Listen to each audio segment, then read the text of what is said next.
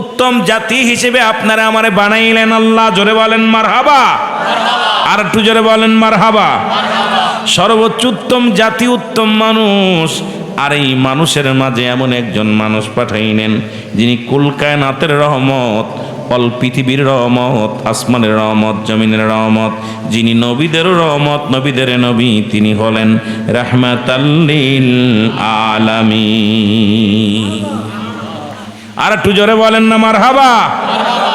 সবচেয়ে উত্তম জাতি মুসলমান, শুনে নাও। এবার এই মুসা আলাইহিস সালাম ডাক দিয়ে বলেন, আমার ওয়াজ যেহেতু আমাকে একটা সাবজেক্টও দিয়েছে আমার মাহফিল কমিটির ভাইয়েরা, বলছে হুজুর একটু মিলাদুন নবীর আলোচনা করবেন। এই মিলাদুন নবীর আলোচনার মধ্যে যার আগে একটু আলোচনা আপনাদের করে আসি। মুসা আলাইহিস সালাম ডাক দিয়ে বলে, আল্লাহ যখন সবচেয়ে বেশি খুশি হন বান্দারে আপনি কি দান করেন জানতে চাই। আল্লাহ রব্বুল আলামিন ডাক দে বলে, ওহে মুসা, যখন কোনো বান্দা কোনো বান্দিরে পছন্দ করি, ভালোবাসি, কোনো মহল্লাকে ভালোবাসি, সেই মহল্লার মধ্যে আমি রহমতের বৃষ্টি দান করি। জোরে বলেন সুবহানাল্লাহ। আর একটু জোরে বলা যাবে না? আপনাদের উপর আল্লাহ খুশি। আর যে মাহফিলে আগে বা পরে বৃষ্টি বর্ষণ হয়, এটা রব্বে কারিমের কাছে অতি ফস করে কবুল হয়ে যায়। সুবহানাল্লাহ বলেন না? আমার কথা না, আমার কথা না, কোনো বানোয়াট, কোনো কিস্তা কাহিনী নয়। রব্বে কারিমের সঙ্গে কথা হচ্ছে নবী মুসা আলাইহিস সালামের।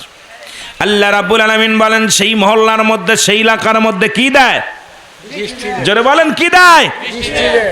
আওয়াজ নাই, গলায় আওয়াজ নাই, কষ্ট হচ্ছে আপনাদের? কথা বোঝা যায়?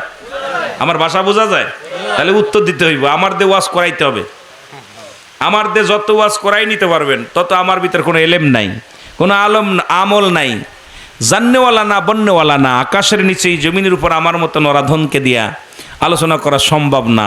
শুধু মদিনাওয়ালার খাতিরে আপনাদের দোয়ার বরকত আল্লাহ যদি কিছু বলায় বলতে পারবো। এই জন্য আমাকে দিয়ে বলাইতে হলে আপনাদের কষ্ট করতে হবে। কষ্ট করতে রাজি আছেন? রাজি আছেন? কেন আপনারা জান্নাতি মানুষ। কি মানুষ? যারা বলেন কি মানুষ? এই কষ্ট হচ্ছে কথা বলতে। কি মানুষ? রিয়াজুল জান্নাহ, বেহেশতের বাগান। বেহেশতে কি জাহান্নামীরা আইব? কথা বলে না। জাহান্নামীরা আইব? কাফের মুশরিকরা আইব? এটা রিয়াজুল জান্নাহ, বেহেশতের বাগান। আগে হলো জান্নাত, আগে হলো রিয়াজুল জান্নাহ, বেহেশতের বাগান। আগে হলো বেহেশত, তারপর হলো বাগান। এই বাগানটার নাম হলো রিয়াজুল জান্নাহ, বেহেশতের বাগান। রাসূল ঘোষণা করে দিয়ে গেছেন। সুতরাং জান্নাতের মধ্যে তো জান্নাতীরাই যাবে। কারা যাবে? একটা হলো শয়তানের বাগান, একটা আল্লাহর বাগান, জান্নাতের বাগান। গান বাজনা যেখানে হয় সেখানে একটা শয়তানের আর আকরাখানা। আর যেখানে কোরআন হাদিসের আলোচনা হয়, নবীর দুরূদ হয়, রাসূলুল্লাহর উপরে সালাম দেওয়া হয়, সেই বাগানটা হয় জান্নাতের বাগান। সুবহানাল্লাহ বলেন না? আর একটু জোরে। তাহলে এটা কিসের বাগান? ওয়াজ কিন্তু মেলা ছাড়াই যাবে, কথা কিন্তু খেয়াল করে রাখতে হবে। বলতেছিলাম কিসের বাগান? জান্নাতের বাগান। জান্নাতের মালিককে? আরো জোরে বলেন, মালিককে? আল্লাহ রাব্বুল আলামিন জান্নাতের মালিক। আর এই জান্নাতের বাগানে আমরা বসেছি রব্বে কারিম জান্নাতি মানুষ ছাড়া কোনো জাহান্নামীরা জান্নাতের ভিতরে বসতে পারবে না। কোনো জাহান্নামীরা জান্নাতের বাগান আসবে না। দূর থেকে তাকায় তাকায় দেখবে। কিয়ামতের ময়দান যখন সংগঠিত হবে, মানুষদেরকে জান্নাতে দেয়া হবে, জাহান্নামে দেয়া হবে। জাহান্নামীরা আফসোস করবে, জান্নাতি মানুষগুলোরে দেখবে তারাই ভিতরে কত নিয়ামতগুলো পান করবে, তারা খাবে দাবে ঘুরবে, কত আনন্দে ঘুরে বেড়াবে। জাহান্নামীরা দূর থেকে শুধু আফসোস করবে দেখার জন্যে, কপালে জুটবে না, দেখতে পারবে না। শুধু মুসলমান আফসোস করবে, রব্বে কারিম ওই ঘরটার মধ্যে আমাদের ঢুকায়া দাও, ওখানে যাওয়ার সুযোগ করে দাও, কিন্তু জায়গা হবে না। আর জান্নাতীরা এই জান্নাতের মধ্যে, নিয়ামতের মধ্যে থাকবে। ও মুসলমান শুনে নাও, এটা হলো সেই বাগান রিয়াজুল জান্নাহ, বেহেশতের বাগান। যেমন গাছের গুণে ফলের পরিচয়, ফলের গুণে গাছের পরিচয়, গাছের গুণে ফলের পরিচয় হয় না। যেমন আম গাছ, আগে আম তারপরে গাছ, আম গাছ, জাম গাছ, কাঁঠাল গাছ, আগে হলো ফল তারপরে, যারা বলেন তারপরে কি? আগে হলো কি? আপনাকে লেখা আগে ফলের পরিচয় না গাছের পরিচয়? আগে ফলের নামটা কয়, এটা কি গাছ? আপেল গাছ। এটা কি গাছ? আম গাছ। এটা কি আম গাছ? জাম গাছ। তদ্রূপ আগে রিয়াজুল জান্না বেহেশতের বাগান, আগে বেহেশত তারপর হলো বাগান। আর এই জান্নাতের বাগানে ঢুকবে হলো জান্নাতীরা, কোনো জাহান্নামীরা না। জোরে বলেন ঠিক কিনা? মহব্বতের সঙ্গে দুরূদ শরীফ পড়েন আল্লাহুম্মা ওয়ালা আলি সাইয়্যিদিনা। আল্লাহ রাব্বুল আলামিনের কাছে মুসা আলাইহিস সালাম দাবি করে, আল্লাহ এরপরে যদি কোনো বান্দারে খুশি হও, কোনো এলাকার মধ্যে খুশি হও, তারে কি দান করবেন? রব্বে কারীম ডাকতে বলে, মুসা এক নম্বরে যখন খুশি হয়ে কোন মহল্লার মধ্যে বৃষ্টি দান করি, আর যখন কোনো মহল্লার মধ্যে কোনো এলাকাকে আমি বেশি ভালোবাসি, ওই মহল্লার মধ্যে বেশি বেশি মেহমান পাঠায়া দিই। জোরে বলেন সুবহানাল্লাহ। আরো জোরে বলেন না, কি বাড়ায় দেয়? তো মেহমানও একটা নিয়ামত। আজকে মাহফিল ওসিলা করে অনেকের জামাই আসছে, অনেকে জামাই বাড়ি বেড়াতে আইছে। জোরে বলেন ঠিক কিনা? মেয়ে আইছে, মেয়ের জামাই, শ্বশুর আসছে, যে এলাকায় মাহফিল হইব, একটু যাই শুনে আসি, বক্তারা আইব, আলোচনা হইব। জামাই ফোন দিস, আব্বা আমাদের এলাকায় বড় বক্তা আসতেছে, একটু আসেন ওয়াজ শুনতে। ওকে আজকে মিলাদুন্নবীর মাহফিল হইব, আইয়েন। যদিও 2-4 ঘর যা আছেন টুকটাক মেহমান আইছে। জোরে বলেন ঠিক কিনা? যদিও না আসে, আমরা মেহমান সেই মাগুরাতে আইছি, ঠিক কিনা? কথা বলেন ঠিক কিনা? এই মাহফিলটা ওসিলা করে তাহলে যে মহল্লার মানুষকে আল্লাহ বেশি ভালোবাসে, যে এলাকার মানুষদেরকে আল্লাহ বেশি ভালোবাসে, সেই মহল্লার মধ্যে রব্বে কারীম মেহমান পাঠায়, বেশি বেশি করে মেহমান পাঠায়। মেহমান পাইলে খুশি হবেন, মেহমান পাইলে দুঃখ করার কিছু নাই। আদম আলাইহিস সালাম থেকে শুরু করে আখির নবী রাহমাতুল লিল আলামিন পর্যন্ত যত পয়গম্বর এসেছে সবাই মেহমানদেরকে কদর করেছে। জোরে বলেন সুবহানাল্লাহ। মেহমান পায়া কোনে কি বেজার হয়, কয় ধুর আত্মীয় সুজনে ভরে যাচ্ছে, মেহমান খাওয়াইবেন, দেখবেন এতে আপনার বরকত আসবে সংসারের ভিতর। মেহমান পায়া খুশি হবেন, দূরে ডাল ভাত খাওয়াবেন। মেহমান পায়া যখন হাসি মুখে একটা হাসি দিবেন, রব্বে কারীম খুশি হয়ে বলবে, ফেরেশতা রে ওই ঘরের মধ্যে বরকত দান কর। সুবহানাল্লাহ বলেন না, আরো জোরে।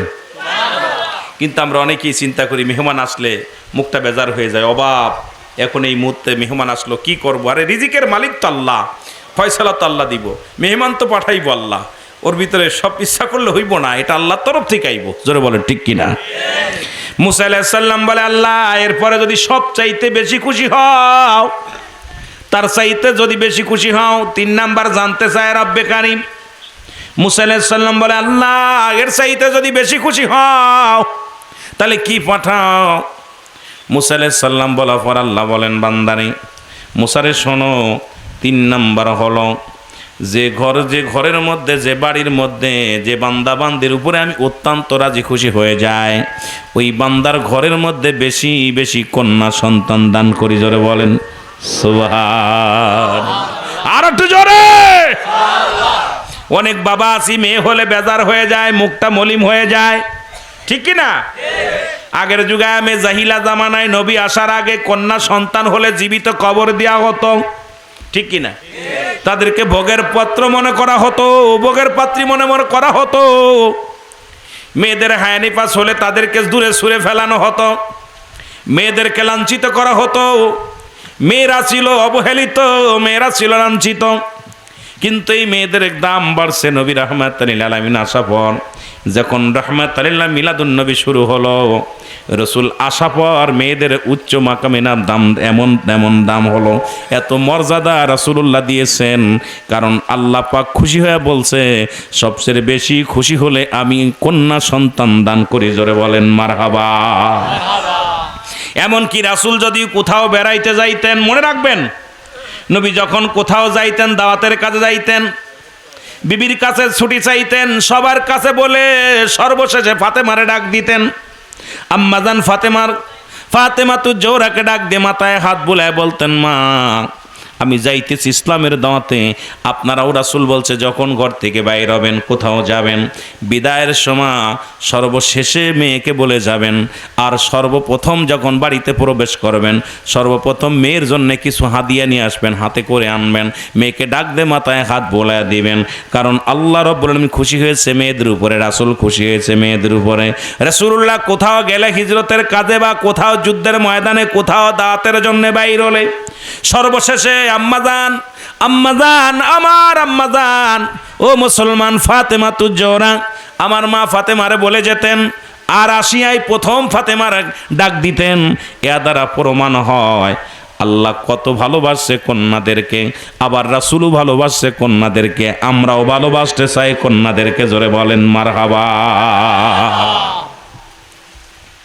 রসুল আসছে, মিলাদুন নবীর ওয়াজ, যদিও আমি ওদিকে যাব একটু কথাগুলো বলে যাই, যেহেতু বৃষ্টি বাদল হচ্ছে, বর্তমান প্রেক্ষাপট নিয়েই, সমাজ নিয়ে যুগোপযোগী কথা বলতেছি, এই জন্যে। তা আমরা অনেকেই দেখা যায় কন্যা সন্তান হলে যে বাবা বেজার হয়, এই কন্যা সন্তান হয় লাভ ম্যারেজ করে চলে যায়, বাবার মুখে চুনকালি মাখে, এই সন্তান কোনোদিন বাবার মঙ্গল হয় না। আর যারা কন্যা সন্তান হলে হাসি মুখে গ্রহণ করে নেয়, এই সন্তান উজ্জ্বল নক্ষত্র, সমাজের মধ্যে সুনাম বয়ে আনে। সুবহানাল্লাহ বলেন না? আর একটু জোরে বলেন সুবহানাল্লাহ। এই জন্য আপনাদের যাদের মেয়ে সন্তান আছে, কন্যা সন্তান, এদেরকে আপনি মূল্যায়ন করবেন, ভালোবাসবেন, ছেলেদের চাইতে অধিক একটু বেশি ভালোবাসবেন, তাদেরকে আদর করবেন, নিজের ছেলের চাইতে বেশি আদর করবেন। কিন্তু আমার সমাজে দেখা যায় ছেলেদেরকে বেশি আদর করি, মেয়েদেরকে আদর করি না, মেয়েদেরকে সম্মান করি না। কিন্তু মেয়েদের গর্ভে থেকে অসংখ্য নবী আসছে, অসংখ্য ওলি আসছে, অসংখ্য আল্লাহর মাহবুব বান্দা মাদের গর্ভে থেকে আসছে। এই জন্য মেয়েদের অনেক দাম, অনেক মর্যাদা। জোরে বলেন সুবহানাল্লাহ। মেয়েদেরকে ভালোবাসতে রাজি আছেন তো? না ভোগের পুণ্য মনে করবেন? এই বলেন, ভোগের পুণ্য? সম্মানের পুণ্য হবে তারা। মুসলমান শুনে নাও, নারী জাতি সম্মানের জাতি, ইনি মায়ের জাতি, এরা হলো বোনের জাতি, এরা হলো খালার জাতি, এরা নিজের কন্যা সন্তান, এদেরকে সম্মান করতে হবে, ভালোবাসতে হবে, যেটা রাসূল শিখিয়ে দিয়ে গেছেন। মুসলমান শুনে নাও, এই কথাগুলো লক্ষ্য করে শুনতে হবে, এইটা খেয়াল করে শুনতে হবে না। মুসলমান শুনে নাও, এই মুসা আলাইহিস সালাম যাইতেছিলেন কোথায়? এবার মুসা আলাইহিস সালাম দিদার করলেন রব্বে কারিমের। হযরত মুসা আলাইহিস সালাম দিদার করলেন কার? আল্লাহর সঙ্গে দিদার হলেন কার লগে? আর জোরে বলেন কার সঙ্গে? মুসা আলাইহিস সালাম তুর পারে যা কথা বলে রব্বে কারিমের শোনে। মুসা আলাইহিস সালাম যখন যাইতেছিলেন, তিনজন মানুষের সঙ্গে সাক্ষাৎ। কথা যেহেতু বলতেছিলাম একটু লম্বা আগায় যায়। মুসা আলাইহিস সালামকে ডাক দিয়ে বলেন, এ মুসা তুমি কই যাও? একজন বুড়িমা, একজন মুরব্বী মানুষ, একজন গরিব মানুষ, ঘর নাই, দরজা নাই, রাস্তার পাশে দাঁড়ায় আছে, একদম নিঃস্ব মানুষ, অভাবী মানুষ। মুসা আলাইহিস সালাম যখন যাইতেছিলেন রব্বে কারিমের সঙ্গে সাক্ষাৎ করার জন্যে, বুড়িমা ডাক দে বলে, নবী মুসা আপনি কই যান?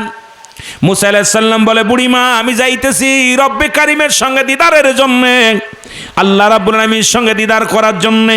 সুবহানাল্লাহ বলেন না? আল্লাহ আমারে ডাকছে কথা বলার জন্যে। কার লগে? আরো জোরে বলেন কার লগে? আরো জোরে বলেন কার লগে? কথা বলবে কে? নবী মুসা আলাইহিস সালাম। জোরে বলেন মারহাবা।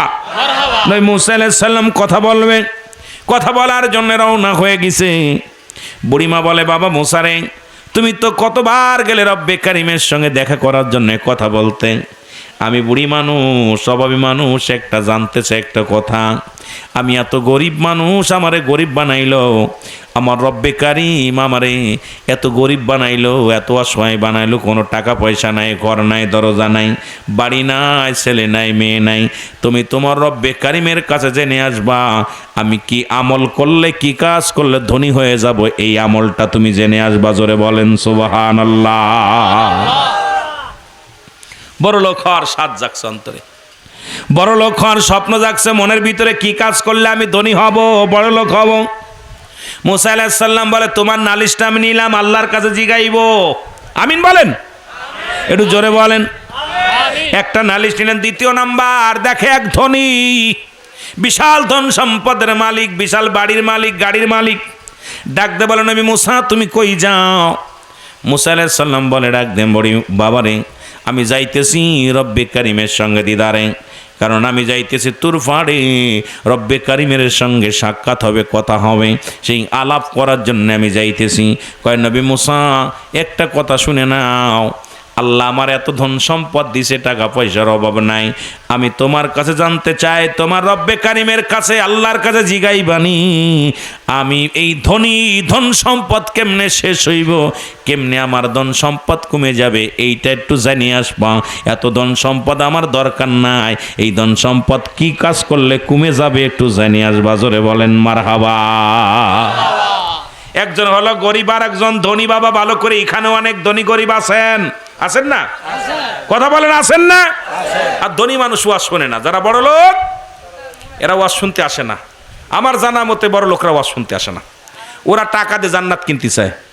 বাড়ি বয়া মাহফিলে গেল, 10,000 দিয়ে দিল, কলে দা আমার জন্য দোয়া করে দিস, আর নাম পোস্টারে দিয়ে দিছে অমক শহীদের অমক দফাদার, দিল 50,000 টাকা দিয়ে চলে গেল, জান্নাত কিনে নিল।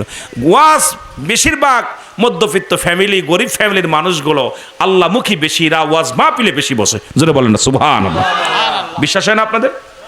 আপনি খোঁজ নেবেন আমার কথা। এই কেছে এখানে দুইটা জিনিস, একটা রহমত একটা গজব। এখানে হাসির জায়গা না, হাসির জায়গা রহমত নিবি না, গজবও আইব। মনে করিস না যেখানে আলো আছে সেখানে অন্ধকার।